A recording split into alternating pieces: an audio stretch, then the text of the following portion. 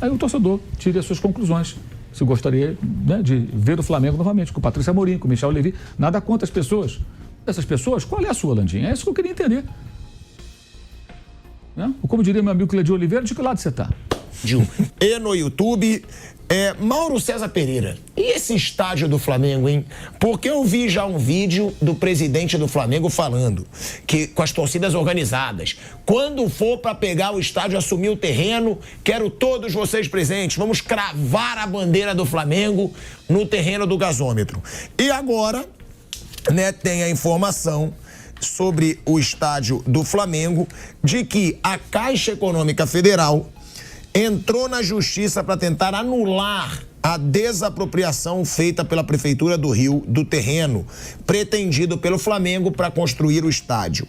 Na mesma ação, a Caixa pediu uma liminar para impedir o leilão marcado para essa quarta-feira, amanhã, mas teve o pleito negado nesta segunda pelo juiz da 24ª Vara Federal do Rio de Janeiro. No entanto, o juiz, apesar de negar a liminar pretendida pela Caixa para impedir o leilão, determinou que sejam notificados a Prefeitura do Rio e o Ministério Público Federal para se manifestarem no prazo de 10 dias. Só depois disso ele dará uma sentença para o caso. O que falar sobre o estádio do Flamengo, Mauro? Na sua opinião, sai, não sai? A Caixa pode ter a razão nesse assunto? Não tem nada definido, né, Mauro? Pelo jeito. Vai ficar nesse assunto de justiça e isso a gente sabe que pode se enrolar meses e até anos num processo. Bem, assim... Fala, nação, saudações rubro-negras, passando aqui para pedir para vocês deixar o like, se inscreve no canal e avisando que no final do vídeo estarei falando aí as últimas notícias do Flamengo para manter vocês atualizados, beleza? Segue pro vídeo. Ontem foi aprovado no conselho do clube a participação do Flamengo no leilão para adquirir o terreno. O terreno desapropriado será vendido a priori por um lance mínimo de 138 milhões aproximadamente. Nada impede que a Caixa recorra, dessa vez não conseguiu êxito, mas ela pode conseguir sucesso numa outra investida e a Justiça pode determinar um outro valor. Esse é um problema. O valor pode ser muito maior e aí o clube vai ter que arcar com isso. Esse é um problema. Mas não me parece que seja o maior problema, entendeu? Porque é muito difícil que isso chegue nesse ponto, porque pelo que eu vi de pessoas que, como o próprio Fabrício Kika, né, que é o maior especialista num assunto, que se aprofunda nesse tema, que conversa com gente do mercado imobiliário, o terreno não tem esse valor 3, 4 vezes mais. Pelo contrário, é um terreno que está dando prejuízo para esse fundo. O terreno dá prejuízo. Ele já mostrou isso, inclusive, no conteúdo que ele coloca no canal dele no YouTube, chamado Mundo na Bola, para quem quiser conhecer e se aprofundar no tema. Lá você encontra as informações mais confiáveis e aprofundadas a respeito desse assunto. E acho que a grande questão é que ontem o Landim conseguiu aprovar isso com, assim, maioria massacrante e foi muito pouco contestado. 602 votaram a favor, 4 se abstiveram e 33 foram contra a compra do terreno. E o que foi apresentado, porque eu falei com pessoas que estavam lá presentes na reunião do Conselho, foi o quê? Olha, temos tópicos, né? Name right, venda de cadeira cativa, o potencial construtivo da Gávea. Aqui em São Paulo teve incídios na época do estágio do Corinthians. Só que isso não é dinheiro vivo, gente. Isso não tem liquidez imediata. Vale X milhões. Não é assim, faz assim, vira dinheiro. Então, cadeira cativa. Você vende cadeira cativa, você vai comprometer a receita futura. Porque você não vai vender ingresso para aquilo lá. Você vai pegar o dinheiro agora, nem agora, né? Que a pessoa vai.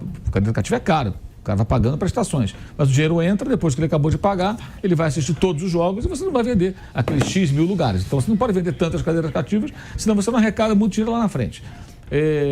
Name right. O dinheiro não vem de uma vez. Se o Flamengo conseguisse, num rasgo de competência e sorte, 1 bilhão pelos name rights, por, sei lá, 40 anos, 50 anos, 30, não importa. Ninguém vai botar 1 bilhão, ou 500 milhões, ou 100 milhões, ou R$1. O dinheiro vem aos poucos. Se você pegar todos os casos do Brasil, do exterior, o patrocinador que coloca o nome no estádio, ele paga ali mensalmente. Ou se o acordo for semestral, aí vai ser semestralmente uma pancada, um valor maior, sei lá. Mas não é de uma vez. Então esse dinheiro não entra assim, de repente, para você construir o estádio. O Flamengo tem condições? Eu acho que sim. Acho que sim. Conversei com pessoas e tudo, tem condições. Mas o Flamengo não apresentou um plano. O Landim não apresentou um plano. E o que houve ontem foi uma ação política fortíssima. Porque Porque o Landim tem o seu candidato, que é o Dunche, que é o seu vice, tem a do BAP, que é candidato, o Maurício Gomes de Matos, que é o candidato, e o Valim Vasconcelos pode também lançar candidatura, deve confirmar nos próximos dias, né? Tudo indica. Até agora não lançou, mas deverá lançar, está inclinado para isso, dei essa informação no sábado, inclusive. Então, o que tivemos ali foi uma manifestação política, com torcida organizada presente. Nunca vi o Landim tão próximo das organizadas, já estava ali junto. Gritando tanto, né? Foi lá e tal, e tá do lado dele está o Marcos Braz, que é candidato a vereador, está lá o Cacau Cota, que é candidato a vereador, está lá o Dunche, que é candidato a presidente do Flamengo. Gente, formação política. No momento de uma decisão histórica para o Flamengo, havia um cenário de política, de campanha política. Eu acho que as coisas se misturaram de uma forma absolutamente lamentável. Lamentável. E, se o Kaique puder colocar depois aqui na tela, um personagem muito importante na história do Flamengo esteve lá presente, lado a lado com o Landim, Dunche. O torcedor do Flamengo tem que ver essa foto. Se puder mostrar aqui, eu coloquei na minha rede social, mandei o link para o Kaique agora. Se puder colocar, seria interessante. A gente poder mostrar quem é o personagem. Você vai gostar de ver. O quê? O quê? O personagem que estava ontem lá, tirando várias fotos com o Landim, com o Dunche, com grupos políticos que apoiam o atual presidente do Flamengo, o seu candidato à sucessão. Tem que mostrar fotos. O Kaique, tá ali, ó. Olha lá. Número 1, você vê ali, ó. Foto número 1. Você conhece aquela simpática figura que Patrícia Amorim. É uma pessoa muito legal, até gosto dela. E o Levi, né? Mas ela não foi uma boa presidente. E ali, o Michel Levi. Ao centro, me parece que é o Ronaldinho Gaúcho. Essa foto é lá de 2011, por aí, né? Quando o Ronaldinho chegou ao Flamengo, Michel Levi era o vice de finanças do Flamengo. Na época da Patrícia Amorim. Na número 2, tem um grupo ali numeroso de pessoas apoiando. E ali do detalhe da mesma foto, ali no centro, você vê o Michel Levi, com o número 3 ali, que a gente botou para marcar. Abaixo ali você vê de camisa jeans o presidente Rodolfo Landim. E à sua esquerda, de paletó azul, o Rodrigo Dunche, que é o seu candidato à presidência do Flamengo, atual vice. E abaixo está ali também o Diogo Lemos, que também faz parte do Conselho do Futebol, de camisa social branca. Clara, né? O Michel Levi, para quem não lembra da história, não conhece, assim que Landim, BAP, Valim, Tostes, Godinho, Langoni, que foi presidente do Banco Central, essas pessoas assumiram o Flamengo em 2013, na virada de 12 para 13, Bandeira de Melo, claro, presidente, e foi feita uma coletiva depois de uma auditoria que foi feita no clube, e o Flamengo devia cerca de 750 milhões de reais. Isso corrigido bateria tipo dívida do Corinthians, de 2 bi, perto disso, se fosse corrigido. É uma dívida absurda, e a receita do Flamengo era 200 milhões. Então o Flamengo tinha uma dívida que era quase 4 vezes aquilo que ele arrecadava no ano. Era o fim da picada. Isso foi herança de várias gestões, mas a última delas, Patrícia Amorim, o seu vice era Michel Levi. É o Michel Levi que está na foto com o Landim. Aí o torcedor tire as suas conclusões.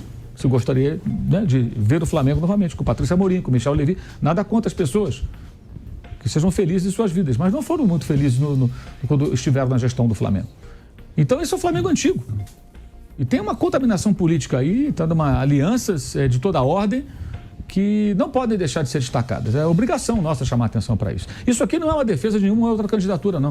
Uhum. O próprio BAP tem apoio do Guilherme Kroll, que é um personagem do mínimo controverso, que foi o cara que ficou lá no esporte amador e teve problemas ali com o Marcelo Vido, que é um profissional que comanda muito bem o basquete do Flamengo, é um cara elogiadíssimo, competentíssimo. E está apoiando lá. Outro dia eu questionei lá, falei, parece que o BAP quer perder a eleição, que você tem apoio do Kroll, eu, se fosse candidato, nunca ia buscar apoio do Kroll. Né? Que, aliás, dizem até que é botafoguense. Que também isso não tem problema nenhum. É sério, tem coisas aí na internet, o pessoal diz que é Botafogo, carteirinha dele do Botafogo, né? Porque ele era mais jovem.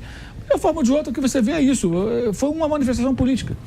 A política se misturou com algo que deveria ser técnico, né? E acho que o torcedor tem que ficar atento a isso. Não embarca nessa história que, não é fácil, não.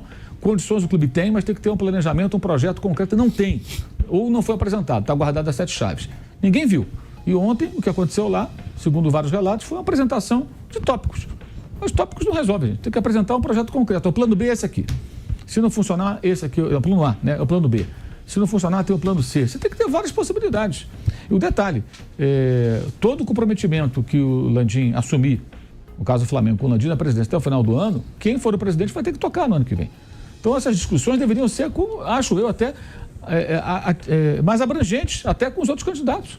Decisões estratégicas que podem até comprometer o futuro financeiro do clube, dependendo de como elas forem tomadas. Então, não estamos falando de pouca coisa, não. O pessoal está achando que não, vai continuar tendo um time forte, construir estádio. É possível, mas tem que ter um planejamento muito concreto para buscar dinheiro novo, buscar parceiros. E isso até agora me parece que não foi apresentado. Se eles têm esse plano, está guardado às 7 chaves. Está na hora de apresentar. Deveriam apresentar ao Conselho. E o Conselho aprovou assim, de lavada, né? Poucos contestaram, né? E parabéns àqueles que tiveram coragem de contestar. Porque quem contesta não é contra o estádio. Ao contrário do que foi colocado numa faixa no Maracanã domingo, ontem lá, quem é contra o estádio é contra a nação. Não, não. É ser a favor do clube. Você questionar para saber como é que isso vai ser feito. Você quer o estádio? Todo mundo quer o estádio. Acho que não tem um torcedor do Flamengo que não queira o estádio. Todo mundo quer. Talvez tenha um ou outro, mas a maioria massacrante quer. Mas de que maneira? A que custo? Como vai ser feito isso? Esse é o ponto. E isso está numa discussão muito na espuma, sem a profundidade necessária. E essa movimentação política que traz de volta ao cenário, pelo menos no momento de celebração, personagens do passado, isso não pode ser ignorado. Aí cada um que diz, você quer o Michel Levy de novo no Flamengo? Então vai lá, vota no Dulce, talvez eles se gostem, então juntos, lado a lado, né? Aí problema de quem é sócio. Né? Se você gosta, vai lá, leva uma bandeira para o Maracanã, faz campanha para o cara. Né? Ou, e, repito, não estou aqui falando em defesa de ninguém, nenhum candidato. Eu estou aqui questionando o ressurgimento de pessoas que não foram felizes quando estiveram no poder e que reaparecem no cenário político do Flamengo num momento como esse. Né? E agora todo mundo quer chegar junto, todo mundo quer se aproximar. Mais fotos ali, ó. Michel Levy, Dunche e abaixo o Landim. Está todo mundo junto, gente. Esses são os apoiadores do Landim hoje? Porque quando houve essa apresentação em 2013, você vai lembrar, Thiago, eles deram uma coletiva, Vanderlei, e mostraram lá os números, né? 750 milhões de dívida. Quem estava, né, nesse grupo na época era o BAP, era o Bandeira, era o Valim Concelos, era o Landim. O Landim foi o vice de planejamento da primeira gestão, quando o presidente era o Bandeira de Mello. Ele era o candidato a vice-presidente, com o Valim candidato a presidente, mas a candidatura foi impugnada por os penduricalhos estatutários, aí lançaram o nome do Bandeira de Mello. O Landim deu uma entrevista na semana passada, no Charla Podcast, e contou detalhes dos primeiros passos da formação do grupo. Então, ele foi um cara que participou de um grupo que era para tirar do poder essas pessoas. Eles conseguiram, e agora ele está do lado dessas pessoas. Qual é a sua, Landim? É isso que eu queria entender. Né? Ou como diria meu amigo Cleidio Oliveira, de que lado você está? O sonho do Flamengo é inaugurar seu estádio no aniversário de 134 anos do clube. Esse seria o presente do Mengão para os rubro-negros. De acordo com o Globo, durante a reunião do COD, o VP de Patrimônio do Flamengo, Marcos Baldin, anunciou que a ideia é inaugurar a nova casa no dia 15 de novembro de 2029. O primeiro passo é comprar o terreno do leilão, que inclusive teve decisão aprovada pelos conselheiros nesta segunda-feira, dia 29. Foi definido o árbitro para Flamengo e Palmeiras. A CBF definiu Braulio da Silva Machado como responsável por apitar o confronto entre Flamengo e Palmeiras. A entidade ainda não divulgou a escala completa, como quarto árbitro, VAR e auxiliar de vídeo. A previsão é que todos sejam revelados ainda nesta segunda-feira, dia 29. Notícia boa para o Mengão: Dela Cruz e Bruno Henrique treinaram com os demais companheiros na atividade desta segunda-feira. Ambos ficaram quase até o fim do treino com o elenco. A Arrascaeta participou de todos os gols do Flamengo após a Copa América. Foram 6 nos últimos 3 jogos, contra Criciúma, no Mané Garrincha, Vitória no Barradão e Atlético Goianiense no Maracanã. Pedro é o número 1. Pedro se destaca entre todos do Brasileirão, segundo o site SofaScore Brasil. O atacante tem números impressionantes neste Brasileirão 2024. Ele é o primeiro em participação em gols, tem 15. É o primeiro em gols, 10. É o primeiro em gols de dentro da área. É o primeiro em gols esperado. É o primeiro em gols de pênalti, tem 3. É o primeiro em chances claras convertidas, 8. E é o primeiro em finalizações no gol. E é o primeiro em assistências, tem 5. Luiz Araújo vem se tornando peça importantíssima no Flamengo de Tite. E os números do camisa 7 são: primeiro em grandes chances criadas, 8. Primeiro em cruzamento certo, primeiro em dribles certos, primeiro em gols de fora da área, segundo em assistências, fica atrás apenas de Pedro, segundo em participações em gols, segundo em passes decisivos, segundo em duelos ganhos, segundo em passes ganhos no ataque, terceiro em desarmes, terceiro em faltas sofridas e terceiro em bolas recuperadas. Vale lembrar que Luiz Araújo recebeu o terceiro cartão amarelo e não enfrenta o São Paulo no próximo sábado.